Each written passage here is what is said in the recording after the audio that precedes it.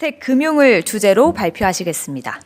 네, 안녕하십니까. 저는 오늘 주택금융 시스템 재점검이라는 주제로 지난 금융부분 토론에서 제기되었던 이슈를 정리하고 정책 제안을 드리고자 합니다.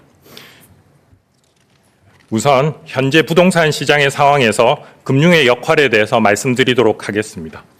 주택 시장에서는 주거 서비스의 가치를 반영한 수요, 즉 실수요가 존재합니다.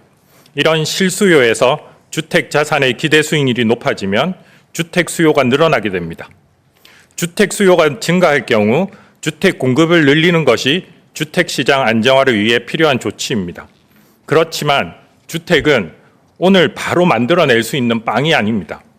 오늘 주택 공급은 3년 전 공급 계획의 결과이고 오늘 시작한 공급 계획은 3년 후에나 결과가 나타납니다. 따라서 단기적으로 금융 규제로 대표되는 주택 수요 억제책도 함께 병행되는 것이 바람직합니다. 앞선 보고처럼 지난 금융부분 토론회에서는 주택금융의 실수요자와 관련된 규제 완화, 규제 강화 또는 현행 유지 입장이 팽팽하게 맞섰습니다. 우선 청년층 배려와 관련해서는 주택 가격과 전세 가격 상승으로 청년층의 배려는 필요하지만 세심하게 살필 부분이 많다는 의견으로 나누었습니다. 현재 청년도 나이가 아니라 청년들이 가진 배경에 의해 출발선이 다른 것이 사실입니다.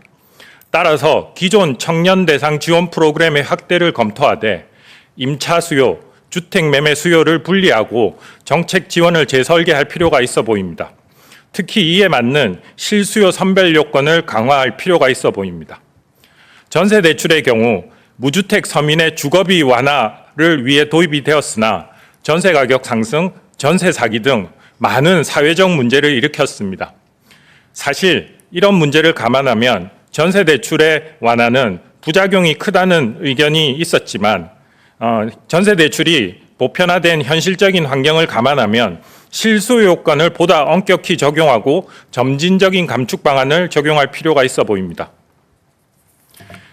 이주비 대출은 결론적으로 정비 사업 활성화를 위해 현행 규제 완화가 필요하다는 의견과 소수의 개발업자, 소수의 계층만이 이익을 향유한다는 문제를 지적하는 의견이 강하게 충돌하였습니다.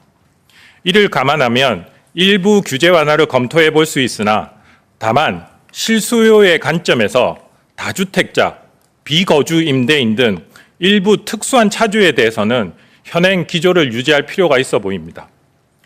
전체적으로 금융토론회에서는 실수요자에 대한 배려는 필요하다는 의견이 지배적이었습니다.